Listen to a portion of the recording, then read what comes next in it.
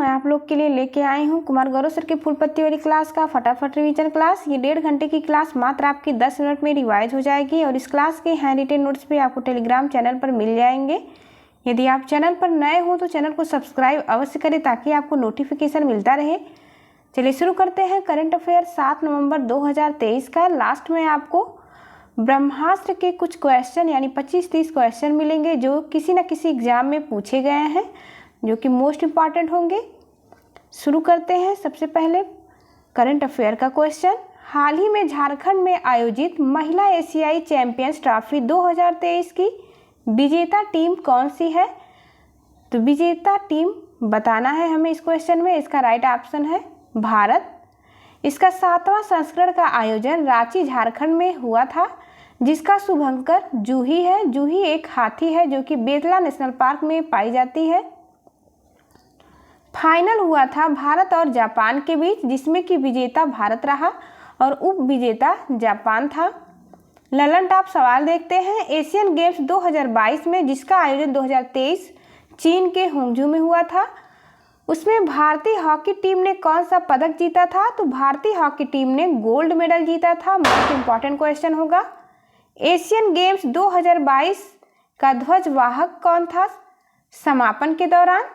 तो इसका ध्वजवाहक समापन में थे PR श्रीजेश। अगला प्रश्न है, इंटरकॉन्टिनेंटल कप के उप विजेता कौन है?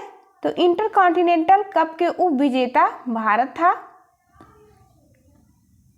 एशिया कप 2022 का विजेता कौन था? तो एशिया कप 2022 का विजेता भारत था। किसे हराकर भारत विजेता बना था? तो श्रीलंका को हरा करके भारत विजेता बना एशिया कप 2022 का। आज का दूसरा क्वेश्चन है, हाल ही में अंतरराष्ट्रीय क्रिकेट में टाइम आउट होने वाला पहला खिलाड़ी कौन है? इंपॉर्टेंट क्वेश्चन है। ICC क्रिकेट वर्ल्ड कप 2023 का आयोजन भारत में हो रहा है, जिसकी अध्यक्षता भारत के द्वारा की जा रही है। यह मैच पिछले दिनों यानी कल फिरोज शाह कोटला स्टेडियम में हो रहा था, जिसका वर्तमान में नाम है अरुण जेटली स्टेडियम। यह दिल्ली में मैच आयोजित हुआ ICC क्रिकेट वर्ल्ड कप का श्रीलंका वर्सेस बांग्लादेश के बीच। श्रीलंका के समर विक्रमा जैसे ही आउट हुए, उनके स्थान पर एंजेलो मैथ्यूज को आना था। 146 साल में पहली बार ऐसा हुआ है जहां पर किसी खिलाड़ी को टाइम आउट किया गया है। यह विपक्षी कप्तान साकिब के द्वारा किया गया। टाइम आउट क्या होता है? तो खिलाड़ी के आउट होने के बाद नए खिलाड़ी को अगले 2 मिनट में गेंदबाज की बॉल का सामना करने के लिए क्रीज पर आना होता है, जिसमें कि उनकी स्ट्रिप टूट जाने के कारण वह पिच पर नहीं आ पाए और इसलिए बांग्लादेश के कप्तान के द्वारा उन्हें टाइम आउट करने की मांग की गई एम्पायर से और लास्ट में उन्हें टाइम आउट कर दिया गया। 146 साल के मैच में यह पहली बार हुआ है, इसलिए इम्पॉर्टेंट हो जाता है। एंजेला मैथ्यूज टाइम आउट हुए हैं, इनका नाम अवश्य याद रखना है आपको। अगला प्रश्न है, वनडे में सचिन के शतक की बराबरी किसने की है? तो वनडे में सचिन के शतक की बराबरी विराट कोहली ने की है। विराट कोहली के द्वारा 49 शतक पूरा किया गया। वर्ल्ड कप में सर्वाधिक शतक लगाने वाले खिलाड़ी कौन है? तो वर्ल्ड कप में सबसे ज्यादा शतक लगाया है रोहित शर्मा ने। विश्व कप में सबसे तेज शतक कौन लगाया है? तो वर्ल्ड कप में सबसे तेज शतक ग्लेन मैक्सवेल के द्वारा लगाया गया। वर्ल्ड कप में भारत की सबसे बड़ी जीत श्रीलंका के साथ रही। श्रीलंका को भारत ने 55 रन पर ही आउट कर दिया। तीसरा क्वेश्चन है, हाल ही में टाइम मैगजीन ने किसे अपनी कवर स्टोरी में जगह दी है? Important question. तो हाल ही में टाइम मैगजीन ने शेख हसीना जो कि बांग्लादेश की PM है, इन्हें अपनी कवर स्टोरी पर जगह दी है। शेख हसीना ये 76 वर्ष की हैं, बांग्लादेश की PM है वर्तमान में। 1996 से 2001 तक PM रही। 2009 से लगातार अब तक बांग्लादेश की PM है शेख हसीना। इन्होंने खाद्य संकट से बाहर निकाला है बांग्लादेश को और बांग्लादेश अब वर्तमान में खाद्य निर्यातक बन चुका है। खाद्य संकट से बाहर आकर के लोकतंत्र स्थापित करने के लिए इन्हें शेख हसीना को कवर पेज पर जगह दी गई है टाइम मैगजीन में। ललन टॉप सवाल देखते हैं। क्रिस्टोफर लैक्सन ये न्यूजीलैंड के पीएम हैं। बेंजामिन नेतन्याहू ये इजराइल के पीएम हैं। इजराइल की मुद्रा शेकेल है। जॉर्जियो मेलोनी इटली की फर्स्ट महिला अध्यक्ष हैं। ये थेवासीन थाईलैंड के हैं। सनमुगरत्ना सिंगापुर के पीएम हैं। चौथा क्वेश्चन है इंपॉर्टेंट क्वेश्चन, एनएमडीसी लिमिटेड ने किस देश में अपनी पहली सोने की खान प्रारंभ की है?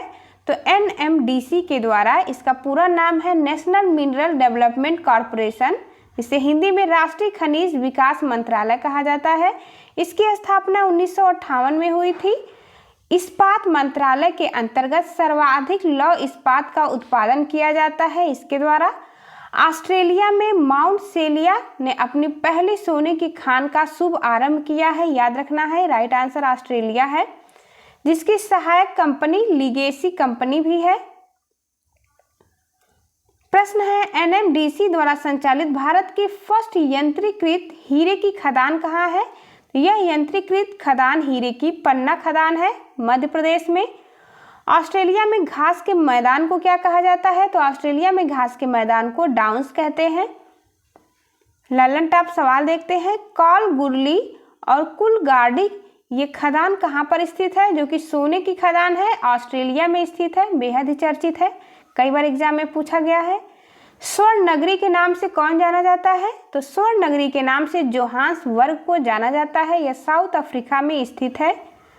कोलार गोल्ड फील्ड जिसे केजीएफ भी कहा जाता है, यह भारत के कर्नाटक में स्थित है।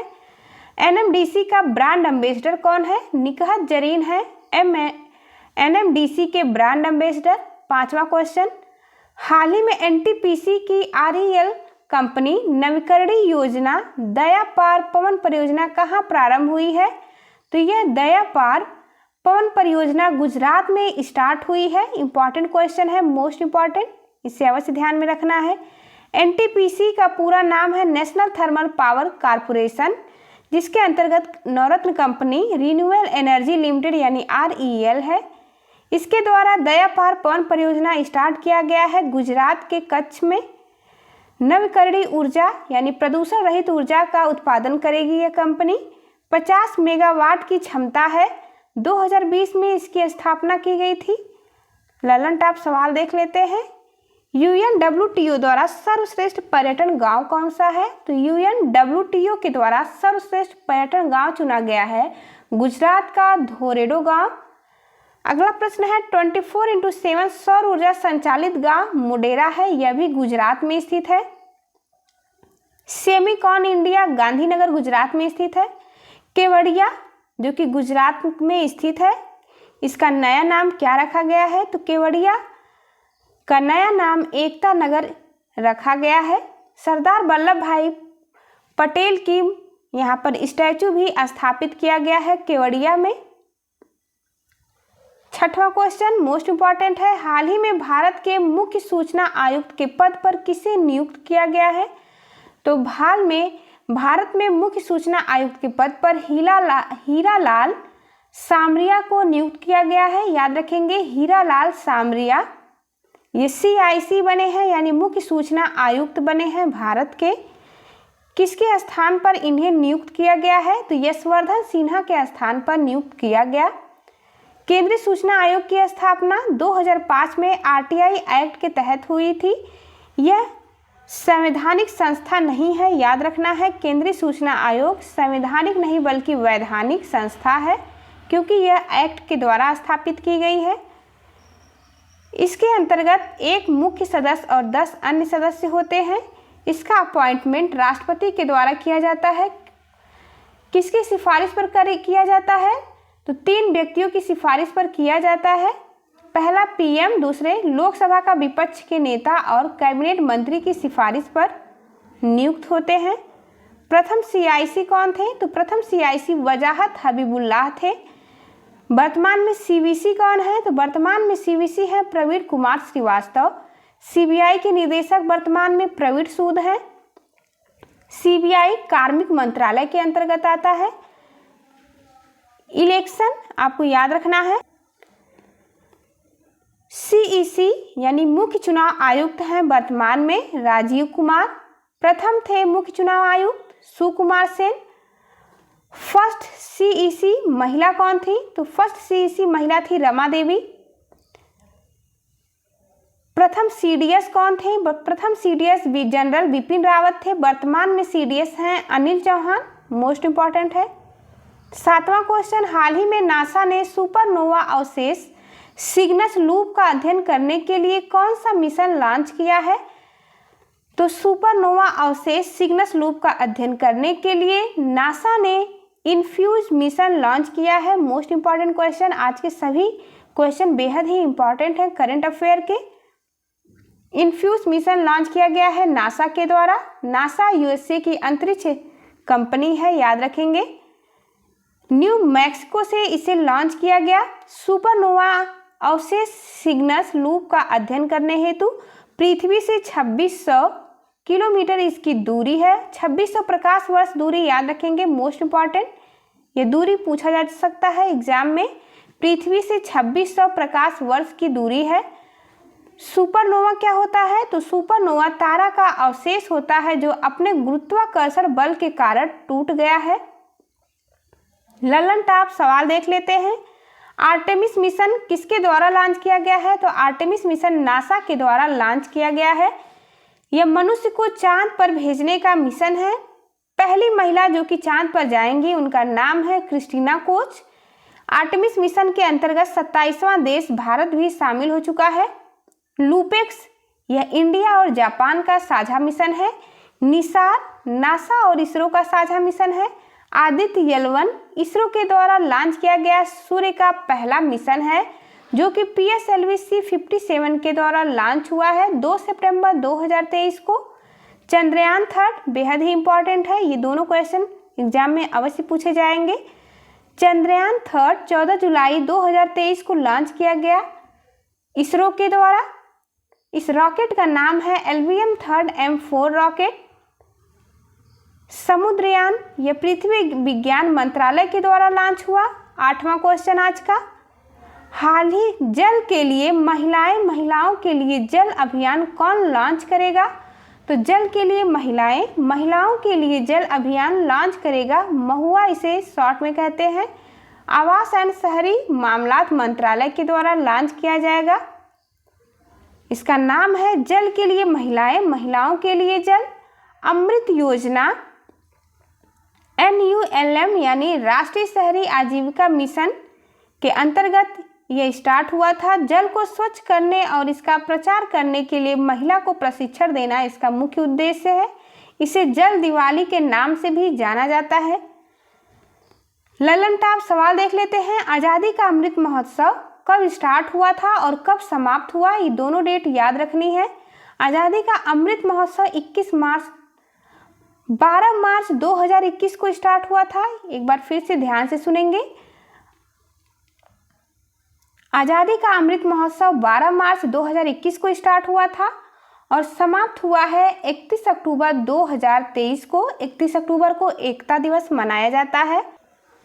संयुक्त राष्ट्र जल सम्मेलन कहाँ हुआ? तो संयुक्त राष्ट्र जल सम्मेलन न्यूयॉर्क में आयोजित हुआ, पहली बार हुआ है, इसलिए इंपॉर्टेंट है।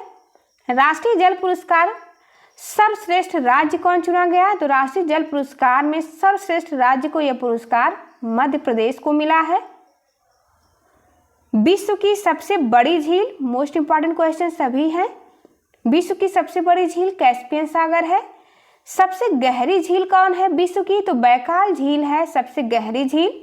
मीठे पानी की सबसे बड़ी झील सुपीरियर झील है और सर्वाधिक खारा झील है यानी सर्वाधिक लवणता युक्त झील है वान गोलू जो कि तुर्की में स्थित है।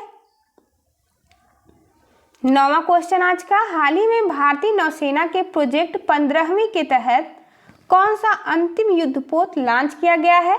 तो यह अंतिम युद्धपोत INS सूरत है। प्रोजेक्ट 15B जो कि मझगांव डॉक लिमिटेड मुंबई के द्वारा स्टार्ट किया गया है। इसके अंतर्गत 4 स्टील्थ विध्वंसक जहाज बनाए गए।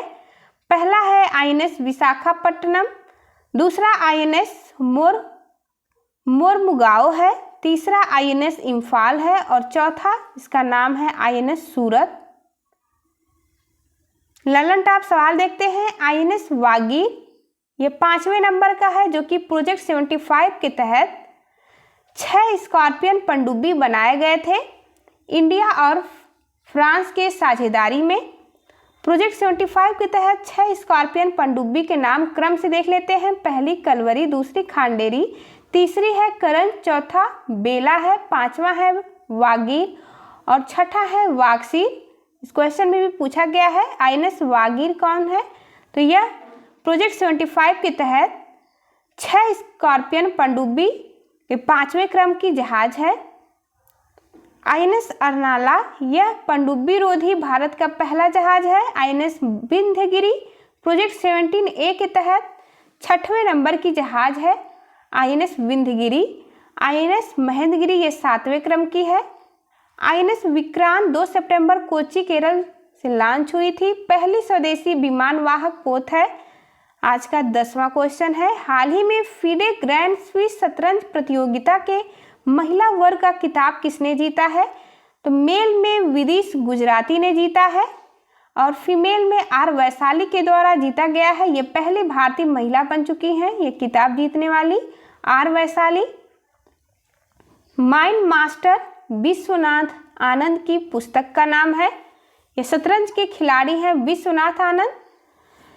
विश्व शतरंज चैंपियनशिप के विजेता कौन बने हैं, तो इसके विजेता 2023 में कार्लसन बने हैं। उप विजेता आर प्रज्ञानंद थे। 83वां ग्रैंड मास्टर आदित्य सावंत हैं। विश्व शतरंज दिवस 20 जुलाई को मनाया जाता है। लास्ट में देखते हैं ब्रह्मास्त्र सीरीज, यह 7वें क्रम का है। सीपीओ की परीक्षा में पूछे गए सभी प्रश्नों का क्रम से इसमें दिया गया है, जो कि मोस्ट इंपॉर्टेंट होंगे। अधिकतर यह प्रश्न जो कि किसी न किसी एग्जाम में पूछे गए होते हैं, बार बार रिपीट होते हैं, इसलिए इन प्रश्नों को बेहद ही ध्यान से देखना है और इसे याद भी करना है, क्योंकि यह प्रश्न पूछा जा चुका है। मोस्ट इंपॉर्टेंट क्वेश्चन होंगे ये। टोक्यो ओलंपिक 2020 में भारत की रैंक 48वां है। अगला प्रश्न पूछा गया था सीपीओ के एग्जाम में, मूल कर्तव्य किस समिति की सिफारिश पर आया था, तो सरदार स्वर्ण सिंह समिति की सिफारिश पर मूल कर्तव्य लाया गया था। पंडित रविशंकर क्यों प्रसिद्ध थे, तो यह सितार वादक के रूप में प्रसिद्ध थे पंडित रविशंकर।